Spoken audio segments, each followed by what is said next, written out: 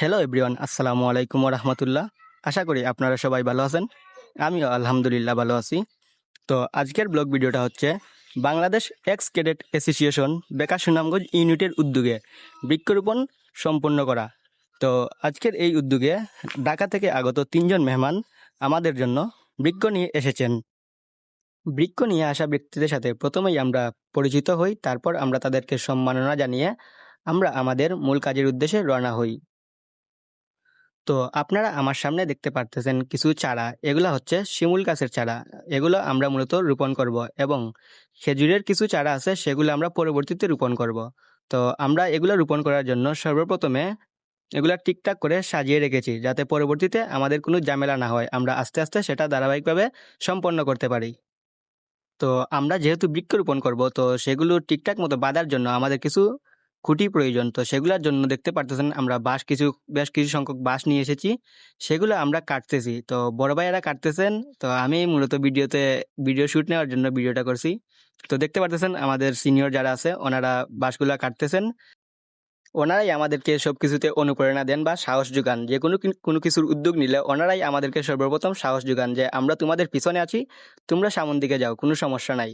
তো আমরা ওনাদের উদ্যোগেই আজকে এই বৃক্ষরোপণ কর্মসূচিতে অংশগ্রহণ করতে পেরেছি। আমি ওনাদেরকে আন্তরিকভাবে ধন্যবাদ জানাই যে এত সুন্দর একটা কার্যক্রমে আমাদেরকে অংশীদার করার জন্য।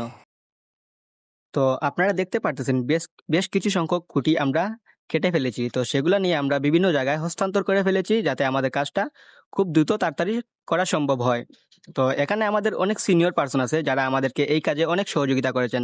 আমি বিশেষভাবে ধন্যবাদ জানাই চাতক উপজেলার প্রতিষ্ঠাতা ভাইস চেয়ারম্যান এবং এক্স ক্যাডেট সার্জেন্ট গুলাম আম্বিয়া মাজগুর পাবেল স্যারকে।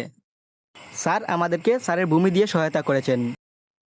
তো আপনারা দেখতে পারতেছেন বৃক্ষরোপণ করা শুরু হয়ে যাচ্ছে। তো বৃক্ষরোপণ করছেন ঢাকা থেকে আগত বৃক্ষ বন্ধু শাহ সিকান্দর আহমদ শাকির। উনি বাংলাদেশের বিভিন্ন জায়গায় গিয়ে বৃক্ষরোপণ করে থাকেন। সাথে ছিলেন আমাদের সংগঠনের অনেক সিনিয়র পার্সন যারা আমাদের সংগঠনকে পরিচালনা করেন।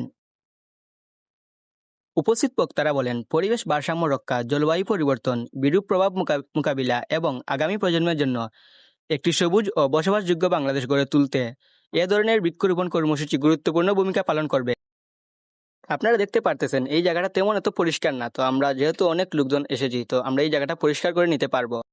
আমরা এই জায়গায় 20 ফুট পর পর একটি গাছ রোপণ করতেছি, যাতে এগুলা ভবিষ্যতে বড় হওয়ার পরে একটা সৌন্দর্য সৃষ্টি হয়। আশা করি এই জায়গায় গাছগুলো যদি বৃদ্ধি পায় তাহলে এই জায়গাটা অনেক সুন্দর লাগবে, কারণ এই এই জায়গাটার পাশে একটা রিভার ভিউ রয়েছে, মানে নদীর একটা নালা রয়েছে। তো সেটা পরিষ্কার করার পরে এই জায়গাটা আরো অনেক সুন্দর হবে। ঢাকা থেকে আগত 3জন ব্যক্তিরাই আমাদের সাথে কঠোর পরিশ্রম করেছেন। ওনাদের এই পরিশ্রমের কারণেই আজকে আমরা এই বৃক্ষরোপণে সফল হতে পেরেছি। আমি আন্তরিকভাবে ধন্যবাদ জানাই ওনাদেরকে, যে ওনারাই আমাদেরকে এত সহযোগিতা করার জন্য। আপনারা আমার সামনে যে 2জন ব্যক্তি দেখতে পারতেছেন, তো একজন হচ্ছে শাহ সিকান্দার আলী শাকির ভাই এবং আরেকজন হচ্ছে নাবিল আহমেদ। ওনাদের এই গাছ রোপণের খুব অভিজ্ঞতা, ওনারাই আমাদেরকে সব প্রসেসিং শিখিয়ে দিয়েছে। আসলেই ওনারা দেশের বিভিন্ন জায়গায় গিয়ে যে বৃক্ষরোপণ করে, সেটা ওনাদের কাজের প্রসেসিং দেখলেই বোঝা যায়। ওনারা আমাদেরকে কিছু উপদেশ দিয়ে গেছে, যদি এই গাছগুলো আমরা পর্যাপ্ত পরিমাণ যত্ন নিতে পারি তাহলে এগুলা বছর 2 বছরের ভিতরে অনেক বড় হয়ে যাবে। তো এই এলাকার আশেপাশে যারা থাকবেন অবশ্যই আপনারা এগুলো একটু যত্ন নেওয়ার চেষ্টা করবেন। এর কারণ হচ্ছে আমরা আমাদের আগামী প্রজন্মকে সুন্দর কিছু উপহার দিতে হলে আমাদেরকে এর প্রতি যত্ন নিতে হবে এবং দায়িত্ব নিতে হবে, কারণ আমাদের আগামী প্রজন্মকে সুন্দর কিছু উপহার দেওয়ার জন্য আমাদেরকে প্রচেষ্টা চালিয়ে যেতে হবে। বাংলাদেশ এক্স ক্যাডেট অ্যাসোসিয়েশন বেকা সুনামগঞ্জ ইউনিট সবসময় চাতকবাসীর পাশে ছিল, পাশে আছে, পাশে থাকবে। আপনারা সবাই আমাদের জন্য মন থেকে দোয়া করবেন, যেন আমরা ভবিষ্যতেও আরও সুন্দর সুন্দর কাজ আপনাদেরকে উপহার দিতে পারি। তো এই বলে আমি আমার ভিডিও শেষ করলাম। সবাই ভালো থাকবেন, সুস্থ থাকবেন। দেখা হবে আগামী কোনো ভিডিও নিয়ে। আসসালামু আলাইকুম ওয়া রাহমাতুল্লাহি ওয়া বারাকাতুহু।